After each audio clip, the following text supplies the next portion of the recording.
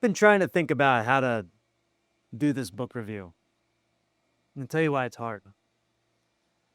This book is called Human Hybridity by Paul Broca.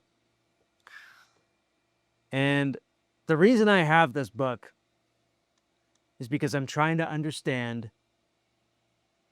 why we have this idea that humans have been different species over time. I'm trying to understand this. Not that I necessarily believe that there have been a bunch of species of humans and we're just the ones that beat out the other ones. I don't necessarily believe that. I don't quite know what to believe right now. I got this hoping to see what people thought in the 19th century. And I knew I was in for something very difficult. I knew I was in for something racist, eugenicist. In his mind, he was a liberal, Paul Broca. But reading it today, this is written in what, 1864? It's been 160 years since this was published. We seem to know a lot more than Paul Broca did. Nonetheless, there's some information in this data that maybe we should pay attention to. His conclusions, not so much. The reason I have a hard time with reviewing books like this is because, on the one hand, I'm trying to understand the context of the period, how people thought, why someone like Broca would be considered a liberal at the time versus somebody like, and I don't mean, by the way, this is not in a contemporary political sense. It's not like Paul Broca was, for immigration or something like that, right? Those terms meant different things back then. Liberal and conservative just meant different things. But in terms of what they called the racial question as to whether or not the races were immutable or not, he believed that they were not immutable, that the human races were actually just on a sliding scale. In the sense, he probably agreed with the modern liberal idea that races were something of a construct, although clearly there's physiology. However, I think Broca is on that far, right side of that liberal side, because he seems to also think that your intelligence and all that is sort of associated with your race. And he's very happy to categorize people and rank them according to race. And that's what he does in this book. I don't really want to talk too much about that. Kind of want to just get to the brass tacks about what this means in modern archaeology and anthropology, and what it means in the context of everything that we know. And also kind of want to talk about why I even read it. Just to give some context, now I wrote a book. It's called If These Fists Could Talk. One of the premises of the book is that human violence is just sort of the same kind of plumbing system as human language. You can kind of imagine, this is my hypothesis, it's called the Roba hypothesis, that when you turn on the cold water in your house or in an apartment, then the cold water flows through the pipes. You turn on the hot water flows through the pipes. And my hypothesis about violence is not that violence is just some kind of hormone that takes over, that it's some kind of evolutionary stowaway that is like lingering, that we're struggling against, we're trying to evolve out of it. I don't think that's true. It seems as though the more advanced our language, then the more advanced our violence. The more advanced our religion, the more advanced our art, the more advanced our peacekeeping technology. It all is sort of like the same bundle. And so I'm trying to get away from the component features approach, which sees, this very traditional now view that humans come from primates being very aggressive. Humans are struggling to get rid of that aggression. And we've evolved, because we're social animals, we've evolved this higher level intelligence so that we could keep aggression at bay. I just don't think that that's true. I recommend reading the book. You can kind of see what I mean. Broca seems to be in that sort of evolutionist camp, Although, interestingly, this is written around the time as Darwin's Origin of Species, maybe a little bit after. It was around Descent of Man. It was like right in between. So there's a lot of kind of upheaval in the sciences about anthropology at the time. So first I want to give a background. First of all, who was Paul Broca? According to Wikipedia, he was a physician, an anatomist, and an anthropologist. I'm not sure he actually did any field work. He doesn't mention ever going to any of the places that he talks about in this, and he talks about a lot of places. Tasmania, Australia, Malaysia, North America. He seemed to have just taken a bunch of data and come up with anthropological theories about it. That's not what he's famous for. What he's famous for is finding what's called the Broca's area of the brain, which is supposedly responsible for speech production. So when people have issues like an issue called aphasia, where they can't find the right word. For example, if someone, you might know someone who has this issue. They can't find the right, what is it? The right, the thing in the word, that's it, word. That's nominal aphasia. And he found that when there is anytime there's some kind of a lesion in that part of the brain, then people suffer from aphasia. And interestingly, people who use sign language have the same problem, except they can't find the sign. So it's a really interesting development. And it was the first time, this is the first proof of localized brain activity. So on the one hand, the sciences got to advance quite a bit because of this, because they realized that the brain has certain sections, supposedly, that handle different functions, right? But then what this created was a science called craniometry, where, and this is something that Francis Galton used and many others, where they would, all the way up till Carlton Kuhn in the 60s, also like a racialist, who what they would do is they measure the brain casing size of different races, and they would sort of put it on this scale, and supposedly people with bigger brains were smarter and more advanced, and people with smaller brains were less smart, less advanced. This has been pretty well debunked. I mean, there's just no point in getting into that, right? But that's what something like discovering Broca's area does, is it creates this new potential cottage industry around something like craniometry. Interestingly too, they find that autistic brains are bigger than normal brains, and that brains that suffer from schizoaffective disorder are smaller. Does that mean that people with schizoaffective disorder are dumber than autistic people? I don't think that that's necessarily true. It's far more complicated than that. Intelligence, if you're just going by metrics, and that's another thing that was pioneered around this time, was what was called anthropometrics, right? Where you create a sort of scale based on how advanced the civilization is. We'll get into that.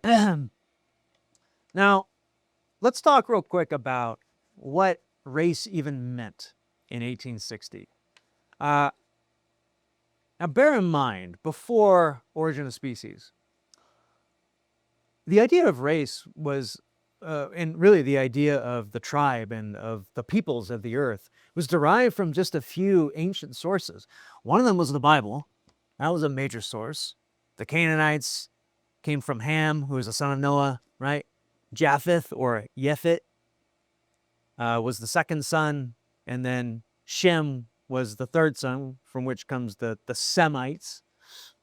And the idea is that all the races of the world came from the three sons of Noah. And to some extent, that's a very kind of universalist viewpoint, right? Especially if the Kabbalah teaches that every nation is sort of subject to the Noahide laws, the 7 laws of Noah, right? That's what they say. And so there's like a certain amount of universalism in that, and a certain amount of dignity. And throughout the Bible, there's a lot of tension between the Israelites as a people, as a clan that descends from Abraham, the Hebrews descending from Abraham, I should say, and all the other nations who are sort of, those are the nations, the Goyim. And Goyim really is just another word for Gentiles, which is another word for gens, which is another word for genos, or gens in Latin.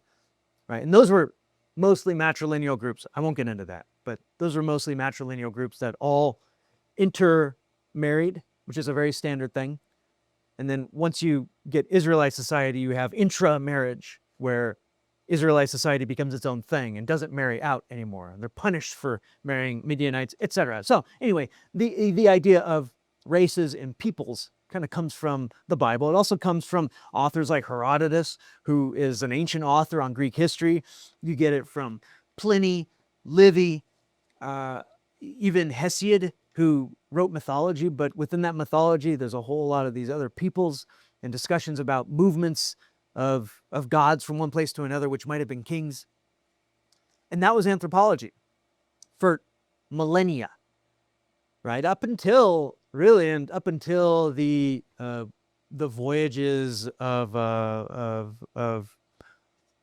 Portugal and Spain in the 15th century, when they started going around the world and meeting other societies, and a new sort of science of anthropology was born. And it started really hitting its peak when the British Empire began expanding, especially after the oh my gosh, this one, the Congress of Vienna after Napoleon. The Congress of Vienna sort of reestablished national boundaries based on languages and based on races. And this whole idea emerged that there are other races in the world which could be studied and understood as though they're European races. And there began to be a lot of debate about where these people came from. And again, many people sort of fell back on the biblical understanding.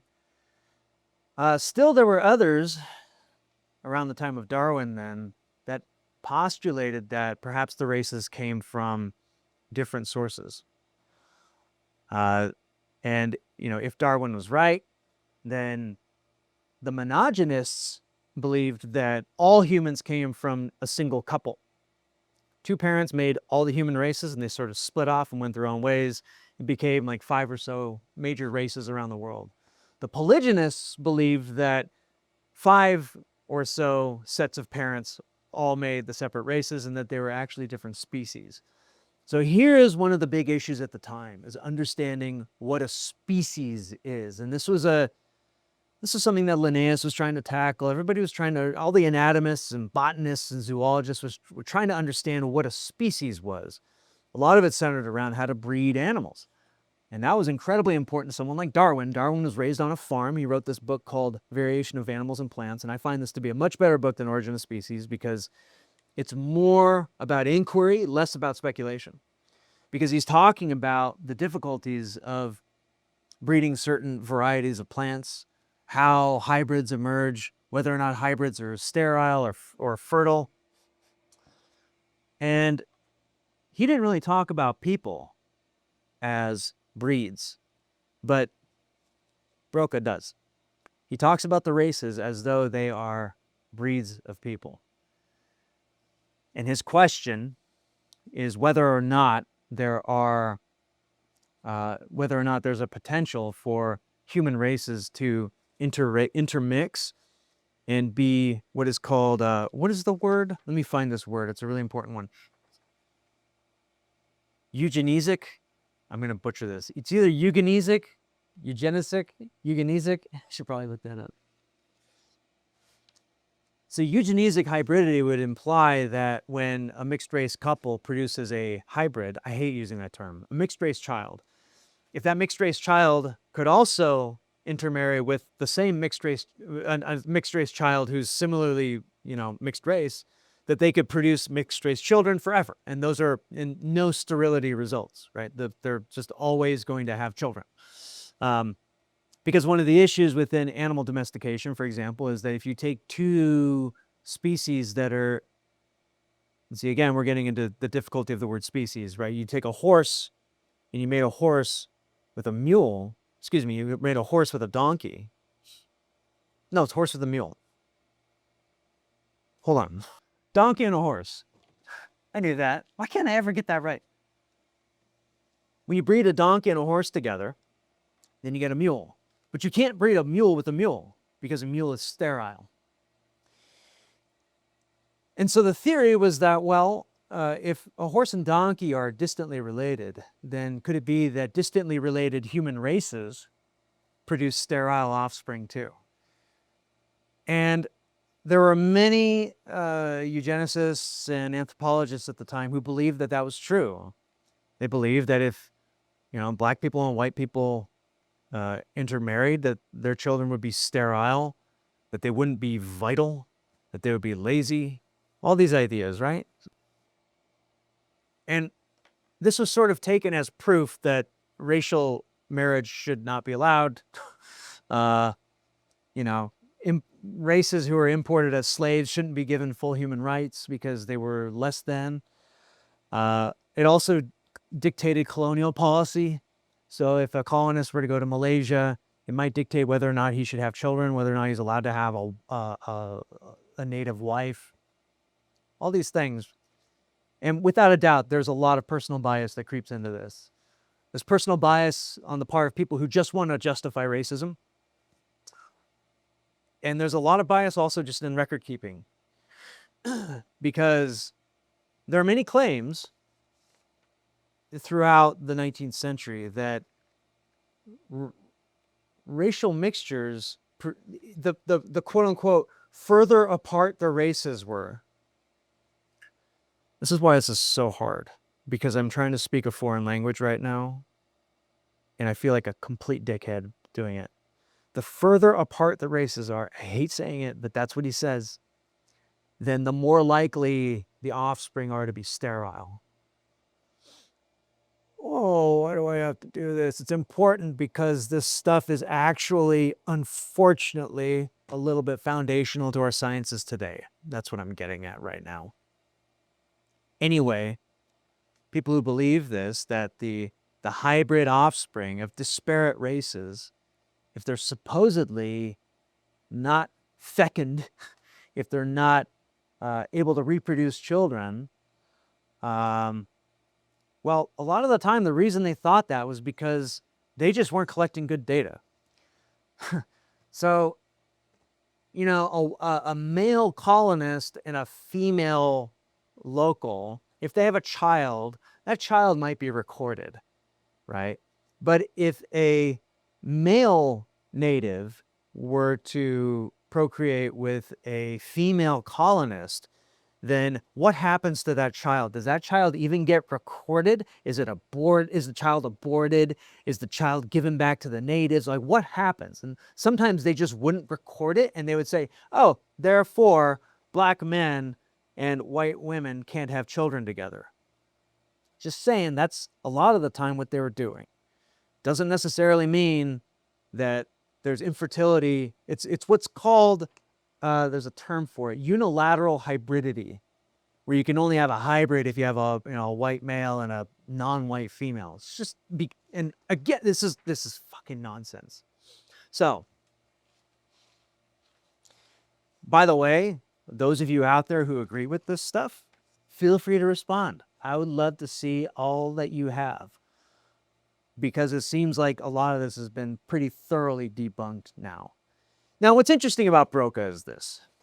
He's actually very skeptical of these eugenicist claims. He doesn't believe that there are pure races. In fact, there's no such thing as a pure race anywhere. Nobody is actually a pure race. Everybody's a mix of something. He knows that. Everybody knows that. That the Europeans are a mix of Celt, Slavic, Roman, all these things, right? There's no pure race. Even the idea of a pure African race is ridiculous. There's tons of races in Africa. Everybody's a mixed race, right? What he's trying to do is make a science out of this. And this is where it gets to be. So all that's what makes him a liberal at the time. Okay, great. But here's where it becomes, there are two major areas where this takes a bad turn. The first area is that he just openly states that interracial children are morally and physically inferior. He just says it outright. I don't even really want to read you what he says, because it's just upsetting. It's not really important. But he goes then into Tasmanians and Australians, claiming So here's what he starts saying about, Australian Aboriginals and Tasmanians. He says they're inferior at least to all other races who have come in permanent contact with Europeans. The Hottentot race, which is the Khoikhoi, they used to call them Hottentots. We don't say that anymore. Which has long been considered to occupy the lowest degree, is evidently superior to them.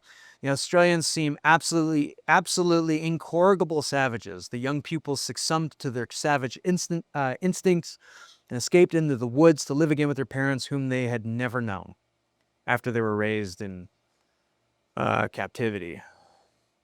He considers Tasmanians at least as bad.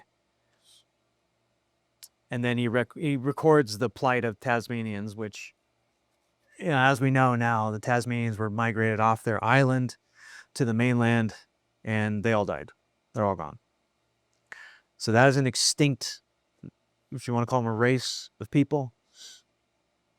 And in his view, it was because they were the lowest. So now again, he's facing opposition at the time. Paul Broca. He's part of this association called the London, I know it, Anthropological Society of London. And the Anthropological Society of London, the president of it was James Hunt. James Hunt was, if you can believe this, he was way worse than Broca. He wrote a book about, he believed that the races were practically immutable in a sense. I might be butchering that. I don't care. He can sue me. Guy's dead anyway. But he believed in some kind of, natural superiority and inferiority of races. Okay. How much more of this do we need to go into? I don't know if it matters for... I just want to say this. We are still kind of, sort of, following the same inquiry today. Now, under a totally different heading, which is, I would say, a borderline religious belief, which I don't disagree with, that the races are all equal. So we're starting there. Okay, so the sciences start from a place that say that the races are equal. Agreed. There are reasons for saying so. They claim that they're scientific. I say they're religious. Who cares? We're all starting at the same place. Okay. So then, what the sciences have to contend with is, what do you do now with an out of Africa hypothesis? Now, I ask this out of all seriousness, and I would love a response from anybody in this community who could tell me, let me tell you what the other side is saying, in case you haven't been on X or if you haven't listened to this stuff recently. They basically hold the Hitler viewpoint that because black people are still in Africa, but the other races made it out and went through the forges of evolution and became tougher and mentally superior, the belief is that those races are now better, that's why they're more advanced. And you see this throughout all the literature, right? Like Lewis Morgan does just a blatant sliding scale from savagery to civilization, right? Savagery is the Tasmanian, right? And civilization is the Victorian era Brit, right? And so, liberals at the time, like Fraser, believed that if you just gave people time, then they would get there. And Fraser's point, James Fraser, who wrote The Golden Bough, his point was, well, we just need to kind of get the missionaries out of there and stop trying to force them to do certain, let them develop at their own pace, and they'll get there. Now, of course, baked into this belief is this concept that Western civilization is somehow like scientifically or even like morally superior to ancient civilization. And this is a viewpoint that's still held today. And why? Why do people think this? Well, they look at various things. They say, we have buildings. We have big buildings. We have vaccines. We have internet, we have all these things that make our lives easy. They don't. Okay? How often do they want to adopt this stuff? That's a question. One of the things that they'll also say is that ancient society, hunter-gatherer society, is a subsistence economy. Okay, well, for that, I recommend this book. It's called Stone Age Economics. This is one of my favorite authors. It's Marshall Solins from University of Chicago. He's a student of Claude Lévi-Strauss, structural anthropology. This is my bread and butter. If you want to know where I come from, I wish I met him. He's amazing. And he writes very clearly that subsistence society was not a starvation society. There were plenty of freeloaders. There were plenty of people that worked day and night. And in general, they had enough. They didn't have what we have, but what we have is too much. We have so much that we can, for free, we can become obese. In my country, in America. For practically no money, you can become obese. There are other issues, notwithstanding, obviously, but so I would like a response to that if anybody opposes this. That somehow ancient society was hungrier than modern society, because we're also hungry in a certain way too. That's another one. That's a metric that we still use. People still say this. And so, what do we say to these people who say that this is all better?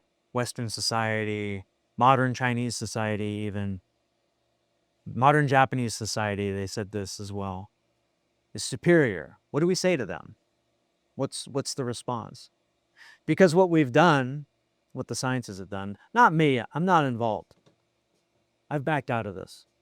But what the modern sciences have said is essentially that, well, at the beginning, with that first human couple, and by the way, modern sciences are mostly misogynist. They believe that all humans come from the same late ape couple. Well, the belief is that all that human behavior at the beginning was utilitarian. And this is the subtext for everything. We had tools so that we could hunt. We evolved language so that we could communicate about hunting. We had rituals so that we could inform each other about where some animal was. We made cave paintings so that we could, I don't know, look at it and be happy, whatever it is. Here's the point. By and large, they try, when I say they, I mean the sciences, they do try and do this. They try to remove religion as an instrumental aspect of the beginning of humanity. Because animals aren't religious, they are utilitarian. And so if we came from animals, well, the first humans must have been utilitarian. And everything we must have done must have been utilitarian.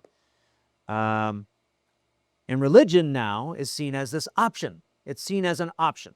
Religion is optional. Spirituality is optional. You can live a non-religious life, it's said. Yes, you can. What is that going to do? I was on a podcast recently. It'll be out in October 2025. This Dad's Life podcast. It might be out by the time you watch this. Where the host asked me, well, humans have sex, humans kill, humans eat. That's what animals do too, right? Isn't that utilitarian? And I say, you could choose to make it utilitarian if you want. But there's something within us that is going to react. Because the natural way to do these things, the natural way to have kinship, ritual, food, art, everything, the natural way to do it is in a very religious context. That's the natural way. In fact, it kind of takes a little bit of effort to not be religious in order to not think. That's what Zen meditation is supposed to do, right? Is to remove your mind from the equation, to make you think more objectively, more utilitarian. Is that not right?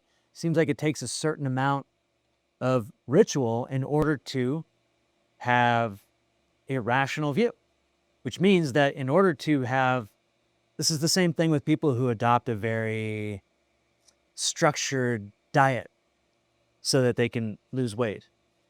Well, much as they're going to try and keep that scientific, it will become a religion. It just will. You might deny it. That's fine. This is my opinion. But the more you claim to not have a religion around the things that you do, then the more a religion will creep in. And so that's the trend that I see. And it's a trend that sort of starts with this idea that at the beginning, we were just animals, and that perhaps there are hangers-on who are still back where the apes started, that are more animalistic, less developed than Europeans are, than Chinese are. So I would love to hear a response from anybody about this. You know, this is, I feel like I have presented both sides fairly equally. And let me just say one more thing. One of the reasons I think evolution has such a hard time, when I say evolution, I mean Darwinism, has such a hard time with this. Well, it's clear from the fact that every book on evolution is absolutely massive. And the reason it has to be massive is because they have to absolve themselves of the racism that is going to be sort of in the air when you think about this. When you think about the idea that people came from apes, you have to now get away from the racism that's going to hover around that. It's going to hover around that. It just is. And so every evolution book has a lot of chapters, a lot of pages dedicated to why this is not a racist. This is not racism. There's a lot of time dedicated to that. So people are going to ask me, okay, Eric, if humans didn't come from animals, where'd they come from? I don't know. Don't know. But when I look at people, I don't see animals. I see people. I think that this idea, this kind of modern conception of humans as just upright animals, I think it's deeply flawed. I think it's making it difficult for us to love each other. It makes it difficult for us to love ourselves. We tend to use it as a political weapon against our enemies. The intelligentsia, you could call them that, academics like to say, they kind of take it as this like aesthetic, it's kind of an aesthetic idea, right? Or it's like, well, we should just accept that we're animals because we're not higher than animals. And anybody who can't accept that is not humble enough. There's all these calls to humility all the time. This is a religious movement. It's completely religious. It just won't say it. It won't be honest and say that this is religious. So what else can I say? I don't know. Probably nothing. But I'll probably read more books like Broca's. I don't know how important that's going to be, though. I don't think the question is ever going to be answered as to where humans came from. They claim that they've answered it because they claim that chimpanzees have 98.5% same DNA that we have. But even that, it's riddled with ideology, because when they talk about Neanderthals, then they say that humans have 3% Neanderthal DNA. So how is it that humans have 98.5% chimpanzee DNA, but only 3% Neanderthal DNA? And of course, they don't literally mean that. They mean that it's just they're running a different algorithm on the two, right? And it just becomes, and it's, you press them and they say, no, of course we're more like Neanderthals than we are like chimpanzees, of course. But they frame it like we're more chimpanzee than Neanderthal. That's how they frame it. That's how the news articles are written. That's how everything is written. That these Neanderthals were a different species. But chimpanzees, we're like animals, right? That's the idea. Perhaps that's changing. But again, it's the optics of it that bother me. There's this constant effort to undermine people as people, and I don't quite know where it comes from, but I just don't think it's true. I just want to mention one more thing about what all this means in the scope of my work as a stuntman action designer. What it means is that every race on planet Earth, all the different people, all the different cultures, no one is more or less capable of mitigating violence or subduing aggression than any other one. And that, unfortunately, is one of the views of this sort of, anthropometric perspective, which is that the closer you are to being an ape, then the less capable you are of preventing violence, resolving conflict, right? Now, bear in mind, a lot of this stuff was written before World War I. Between Napoleon and World War I, there was this big movement to sort of reorganize Europe so that war would never happen again. And of course, there were wars in the 19th century, but nothing on the scale of Napoleon and certainly nothing on the scale of World War I. And so all of these, European anthropologists believed that they had it figured out. That if we just use, science and bureaucracy and all this, then we can prevent war and we can not have another Napoleon, right? We just have to have the nations and establish who the people are. And then World War I kind of destroyed that. And after World War I, there was kind of a silent reckoning. There hasn't been a whole lot of change regarding the idea that, aggression is this animal thing. But certainly after World War I and definitely after World War II, people started seeing aggression and violence as being a little bit more deep-seated than they thought. And I think Paul Broca, had he lived to see World War I think he would have changed his views. I think he might have said, you know what? This idea of savagery, it might be applicable to all people. Maybe even to us. And so my view, this is what I write about in Nifty's Fists Could Talk, my book, is that everybody has this capacity to defer violence sort of built in, to some extent. That's exactly what culture is. That's what we train for. That's what we're good for. That's what we have to do. Because, again, it's a plumbing issue. The plumbing works both ways. If we destroy the plumbing, we destroy violence, but we destroy religion, we destroy people, we destroy language. So we're stuck with it. And we have to understand how this plumbing operates.